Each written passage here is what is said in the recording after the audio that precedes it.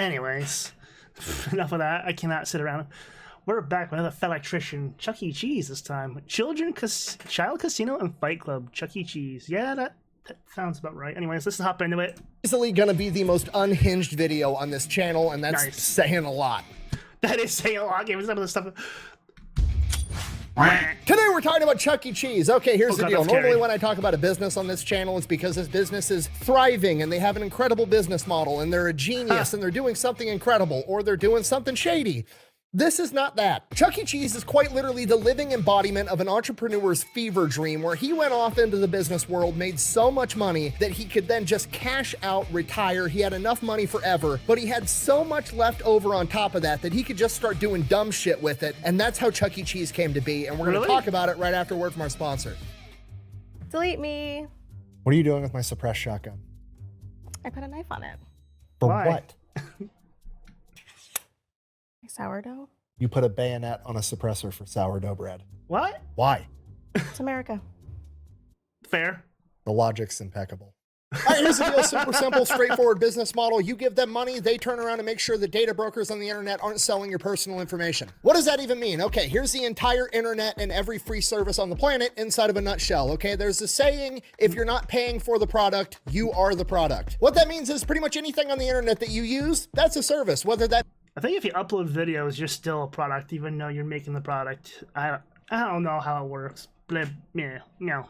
be Google, Facebook, Instagram, Snapchat, all of it, okay? It's all an app. So one of two things is happening. They're either going to feed you ads, and that's how that company makes money since their service is free. I miss the old internet days when it wasn't all pure ads and bullshit and AI. The old internet was great. Sure, you had to play roulette sometimes when you opened the link and you didn't know what the hell it was because it had no preview back in the day for videos. You just had to download and trust what that name was right. But it was a simpler time. Or they're going to collect your personal information, then turn around and sell it to data brokers on the internet, and then they're going to turn around and sell it to whoever buys it, and next thing you know, you're getting 17,000 robocalls every single day. And that's where Delete Me comes in. They will look through all the major data brokers and find the ones that are selling your personal information and submit opt-out requests on your behalf, and then they are legally obligated to comply. And then they'll continue to monitor these data brokers, and if they get your information again, Delete Me will submit an opt-out request again. Basically, you're paying Delete Me to get rid of all the downsides of all of the free stuff on the internet, which I think is absolutely worth it. If you want to check them out, I'll have a link and a discount code down below. Let's get back to the video. All right, our story begins in 1977 when Chuck E. Cheese is founded by Alan Bushnell. Who's Alan Bushnell? The guy that founded Atari, basically the godfather of video games, okay? If you're not picking up what I'm putting down, I'm trying to tell you, he's got a lot of money. And if you listen to him tell the story, he's got, you know, the typical entrepreneur story where he noticed a gap in the market, he had a brilliant idea, he executed on it and made a business. The summary of that story is basically he, you know, founded Atari, was running this big company, what? They were making arcade games, they were selling them to arcades, and the You helped make Atari, really? arcades were making a ton of money with all the quarters that were coming in. So he's like, okay, well, obviously we should start having our own arcades. And then he had the idea of pairing it with food, and he went with pizza because it takes a while to prepare. It's kind of hard to fuck it up. You know what I mean? It's bread, sauce, cheese, and meat that's already pre-cooked. You throw it on top, throw it in the oven. So he's going to have an arcade where people come in, they order a pizza, they're sitting there for 20, 30 minutes waiting for the pizza to get done, and they play at the arcade in the That's actually kind of genius. I want pizza now and arcade games. meantime. I know what you're thinking, Fat Electrician, that sounds like a pretty good business model to me. Why is it an entrepreneur's fever dream? And it's because everything after the inception of the idea is not even fathomable to anybody other than a man that's already worth tens, if not hundreds of millions of dollars and does not give a single fuck about anything. So they start opening up this first Chuck E. Cheese, and it's still owned by Atari at this point. And Alan Bushnell, I'm assuming, is like, you know what? Fuck it. I want dancing robots. And they're like, okay, we'll get dancing robots. Make it a coyote. So they order a dancing robot coyote. They're going to call it Coyote's Pizza. It's going to be great. But apparently there was a mess up at the robot coyote manufacturing plant, and they sent a giant rat instead. Again, Alan Bushnell with zero fucks to give is like, it's fine. We'll call it Rick Rat's Pizza instead. The rat will be the mascot. But then, you know, somebody in the boardroom at Atari is like, sir, I don't know if having the word rat and pizza in the same sentence. Like when people think of food, they don't want to think about rats. Maybe that's a bad idea. And he's like, okay, fine. We'll call it Chuck E. Cheese. What's the E stand for? Entertainment. That's the rat's name. Charles Entertainment Cheese. Okay, I mean, it's still a rat, but that's better. I guess we'll run with it. Oh, and one more thing. Give him a cigar and a Jersey accent, and I want him to roast people 24/7. Okay. I mean, who's he gonna roast? The other robots. We're doing more than just one dancing robot. Yeah, we're gonna have Pasquale. That's gonna be the pizza chef. We're gonna have a. Oh my god, it's literally Five Nights at Freddy's. Before Five Nights at Freddy's. These things are cursed looking. Hound dog that's got Confederate flags on the side of it, and then the lead singer is going to be a female hippo with giant tits that bounce up and down when she hits her high notes. What? Sir, aren't you worried that sexualizing a hippo could send the wrong message? You know what? The ladies need something too. I want you to mash Cookie Monster and Grimace together in one character. He's from the planet Purple, and his name is Mr. Munch. That'll send a message. So, okay, so this is an adult establishment that you're trying to make here. What? No, we're marketing to kids, okay? I'll slow this down so you nitwits can keep up, okay? Parents. What the hell is going on? What is this train of thought?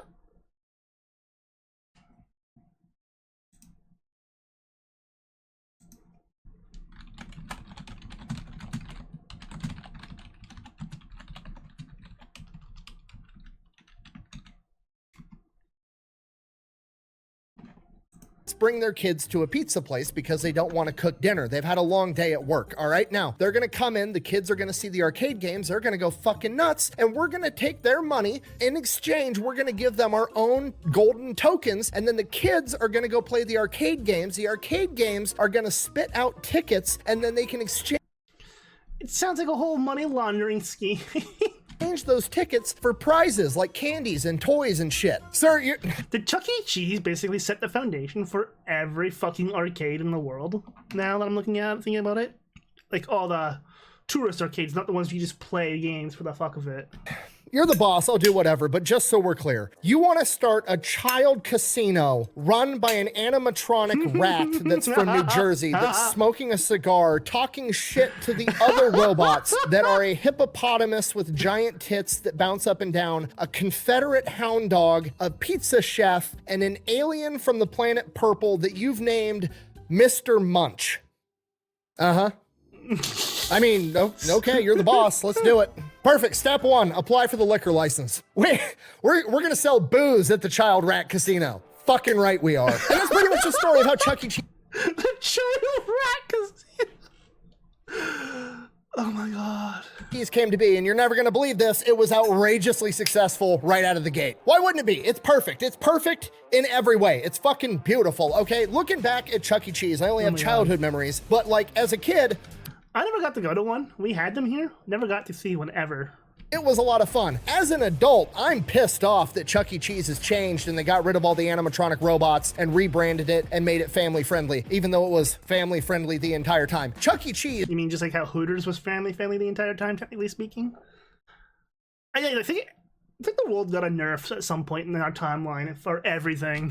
Used to be awesome. Because looking back, my dad had it made. There was a restaurant in town where my dad could take me as a child with my two sisters and, you know, give mom some time off at the house to relax. And he's being a good dad by taking the kids off her hands. And we go to Chuck E. Cheese. He hands me a $20 bill so I can go buy poker chips at a rat casino and fuck off for 2 hours while he sits there eating pizza, drinking a pitcher of beer with his buddies, and watching animatronic hippo tits bounce up and down. And he's a good dad for it? Yay.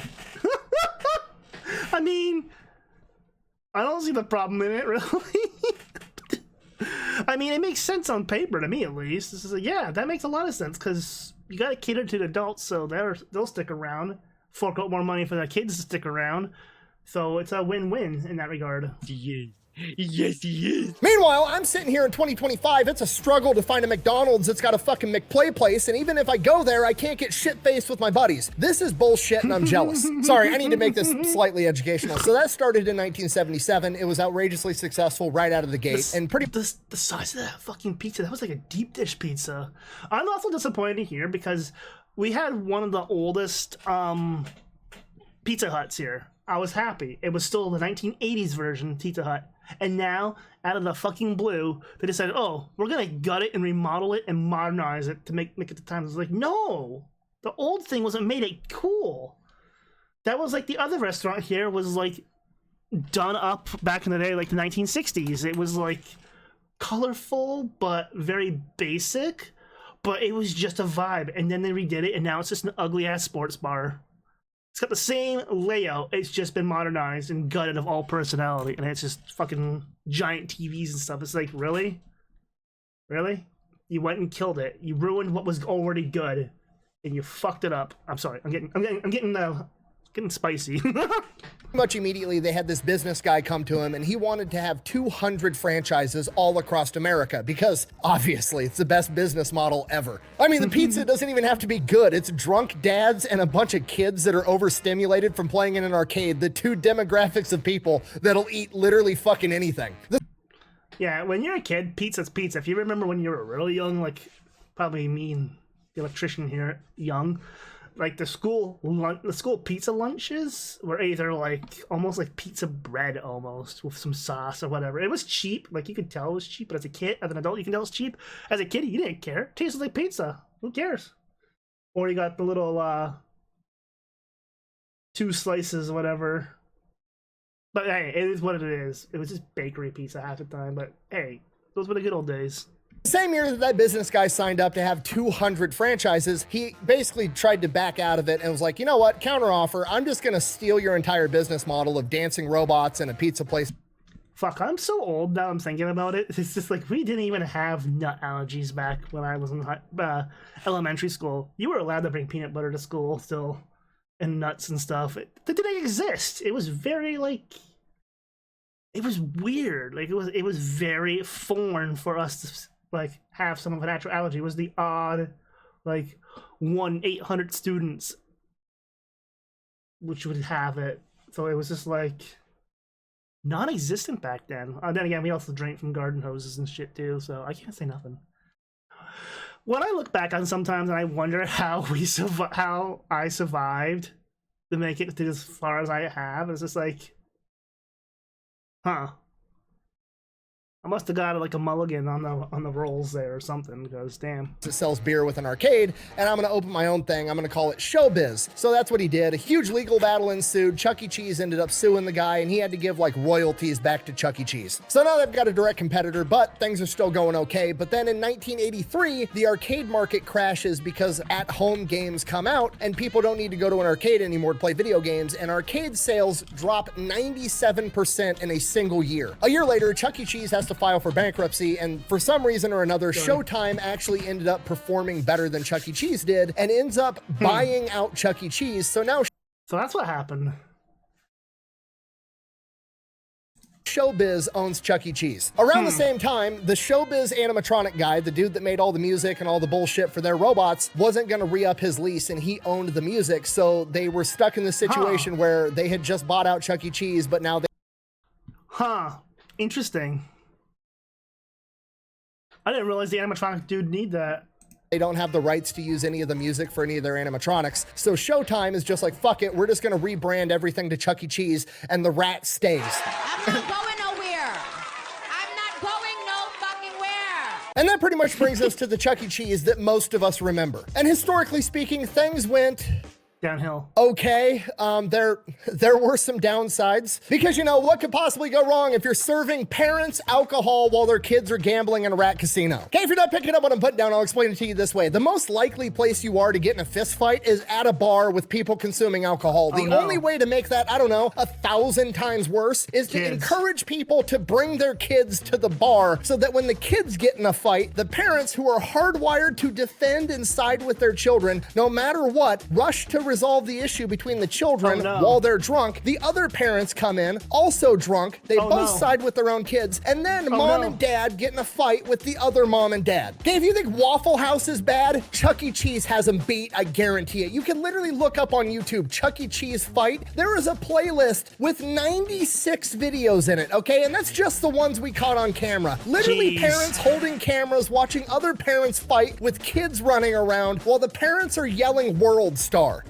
Nice, very nice. A single Chuck E. Jesus. Cheese in Milwaukee in 2015 had to call the police 147 times every other day. At that point, you might as well just fucking hire the officers to work at your Chuck E. Cheese. Obviously, this leads to a ton of Chuck E. Cheeses all over the country losing their liquor licenses, and that impacts profit margins, so that's not good. Oh, and then I think Chuck E. Cheese might have accidentally created furries. Bro, what are you talking about, man? Because, you know, who could have Actually, I think that might fall on Bugs Bunny. Just saying. predicted that showing young adolescent children a giant animatronic hippo bouncing her tits up and down could have led to some weird sexual fetishes?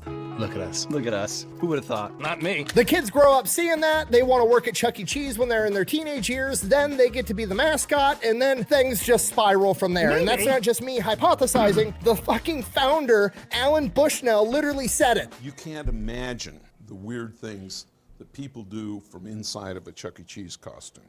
The other thing that you don't know is the weird things that employees do in the Chuck E. Cheese changing room closet. Locked door, small space, anyway. So other than that, business Jeez. was great. And then they got accused of recycling pizza because, you know, the pizza No. from Chuck E. Cheese is not that great. They're serving it to drunk parents and small children. Nobody cares what it looks like. Well, people started getting these like lopsided pizzas where it didn't even look like it was cut from the same pie. So people started thinking that they were just taking old slices that people didn't eat and throwing them all together into one Did like they? monstrosity Did pie they? and bringing it out as a new pizza, which allegedly wasn't true, but a lot of people thought it was, so that led to a downturn in business. And then COVID hit, which was obviously a disaster for Chuck E. Cheese, but they needed to find a way to stay in business, and that's exactly what they did in the sketchiest way possible. As I'm sure you can imagine if you lived through it, still food around. delivery services were basically like born and thrived under COVID. DoorDash, Uber Eats, Grubhub, all that. They're all overpriced as fuck, too. These food delivery platforms. It's just like, yeah, no.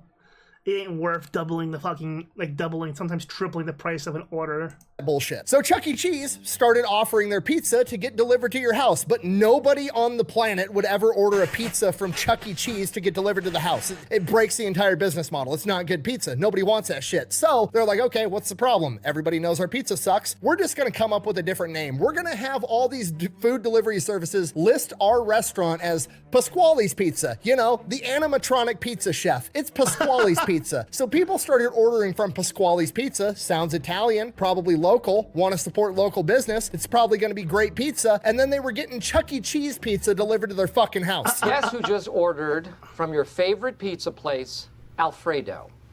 Wait, Alfredo's Pizza Cafe? Or Pizza by Alfredo? Same thing.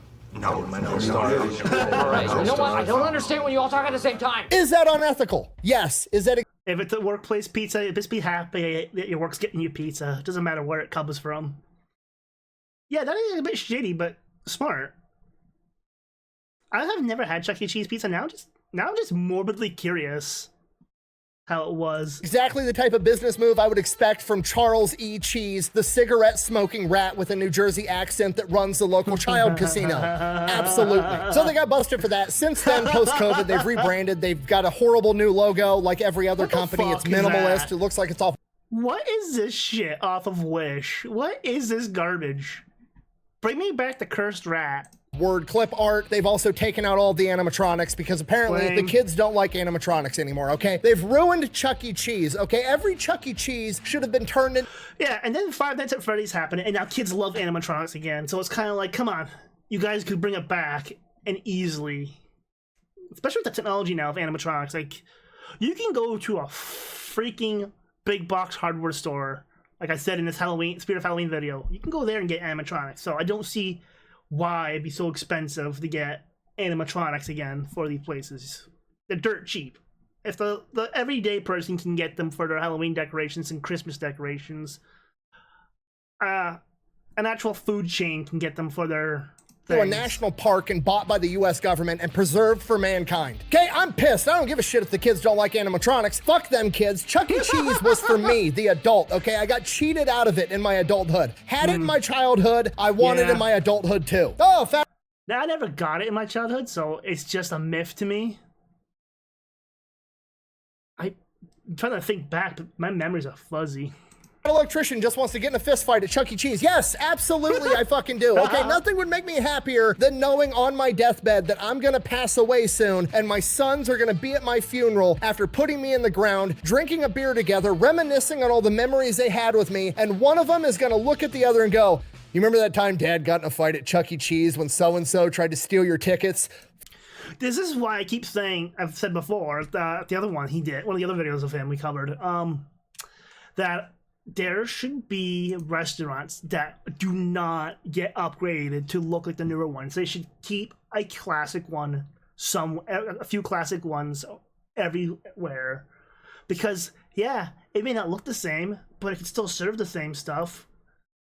Like, serve the modern menus. Hell, if they serve the classic menus at the classic places, you know how much money they could make at some of those places? Because some people, just for nostalgia alone, if you had nostalgic food items in a nostalgic setup for the adults, it would be a huge, like, it would work. I'm just saying, like, I'm no business person, but if you just have the odd, like, say, classic McDonald's and whatnot, or classic done-up Burger King, whatever, or whatever pizza place, whatever, like a Pizza Hut, say, have it in the 80s aesthetic, even, like, you don't have to go full retro if you want. Like, hey, more power to you, because if you can cash it on that nostalgia, it'll bring people back, want to come back, make those memories again with their kids or grandkids, whatever.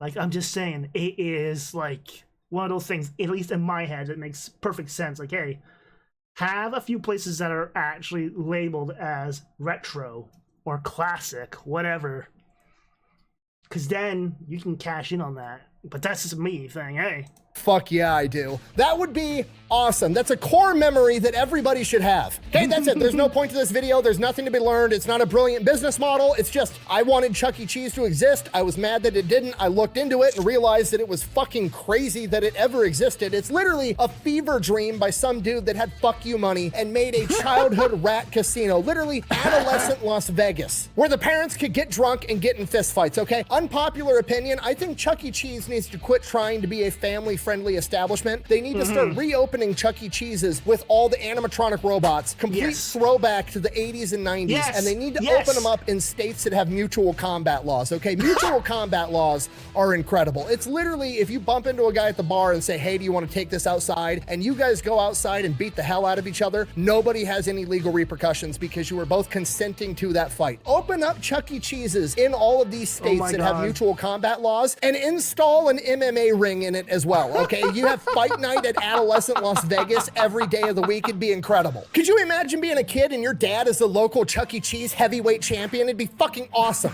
Write that down, write that down! I sound like a crazy person. I gotta go. Thank you for watching. Best way to support the channel is go buy some merch over at thefatelectrician.com. Quack bang out. Okay, guys, if you want to buy merch, I keep saying this at the end of his videos, a lot of his merch is timed drops, so they're only out for a specific amount of time. So if you want it, grab it. Don't sit on it like I did and miss out. So that's my 2 things to you. As always, link to the original will be down below, and that's it from me from that one. That was great. That was hilarious. Needed that. That's all for now, guys. Catch you on the next one. Bye.